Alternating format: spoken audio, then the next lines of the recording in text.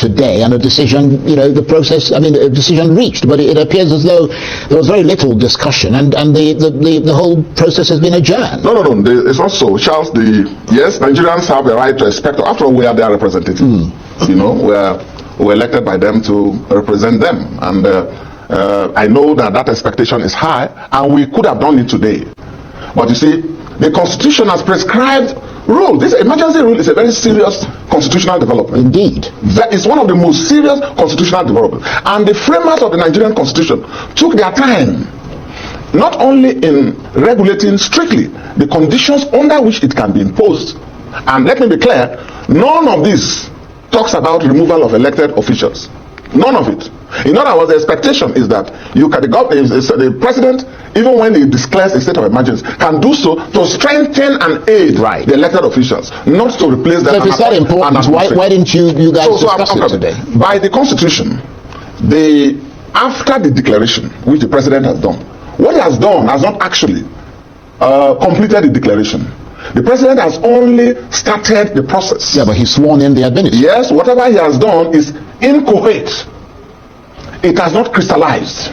The powers of emergency under Section 305 have not crystallized. In other words, legally speaking, constitutionally speaking, there's no effective emergency rule now. Until the Senate and the House, the National Assembly, collectively speaking, by 2/3 majority. You see how the Constitution recognizes that it's an extraordinary situation. Now, the constitutional requirement is for the president to forward that proclamation to the National Assembly. Well, he said he has. And it has to be gazetted and sent. He said he has. Now, when they receive, the Speaker and the Senate President, as they normally do every morning, they will read communications from the executive. That has to be presented. Once that is presented, then the process of the National Assembly's participation in this emergency rule process has kicked in. For now, today we expected it. I was there. A lot of members were there. And we all have our views.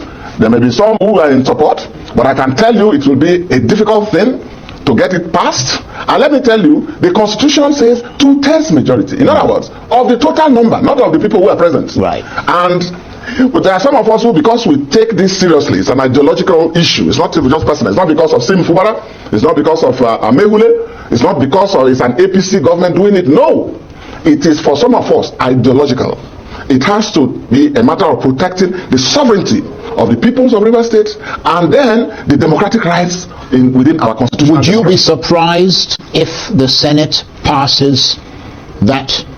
I'll be very surprised. First of all, moved by the president. Oh yes, because it has to be supported by 2/3 of members. Well, you need at least 73 senators. 73 senators. Yeah. Not only will you have 73 senators in attendance, it means that of the members who are present, you understand? 73 must vote in support. The same number that can enthrone a leadership of the 2/3. In the case of the House of Reps, 240 members. In the case of the Nigerian Senate, where I'm a member, 73 of us will have to agree. Okay? And some of us, as I've said, for ideological consistency, in defense of the democracy of our country, in defense of the Constitution, in defense of the sovereignty of the peoples of River State, we are ideologically opposed to it. This is, of course, from a... Now, that's the former governor of Bayelsa State, Dickson. He's a senator right now. And what he said there is making some sense to me. Now, I want to bring out a point. He said it's going to be difficult for them to approve it. Let me also turn it a little bit. It's going to be difficult for them not to approve what the president already started doing. Obviously, the president is moving wrongly. But look at the issue. Obviously, some of the senators and reps members of APC will support. The PDP and the Labour Party and the APGA and the other political parties represented in the green chamber and the red chamber, some of them get dirty record. That be the problem. Before president go stand up, make this kind of move, Ingo don't know the future of this kind of thing. Wrong move though. Ingo don't know. Some of them, the money they go take buy them. Some of them, na their dirty past, they go take buy them. So it isn't a clear eye. Resident electoral officer take they declare wrong results. Not isn't a clear eye. Well, I wish them well. I wish them well from the bottom of my heart. But this is why they see so. Let us see how it goes. Because some of these people from opposition party, they get criminal, they get wrong record. Some of them get fraud record. Some of them get issues with INEC where they just live for a period like this. That is the truth. Well, let us see how it goes. What do you have to say about what former governor of Bayelsa State, Seriake Dickson, said? What do you think?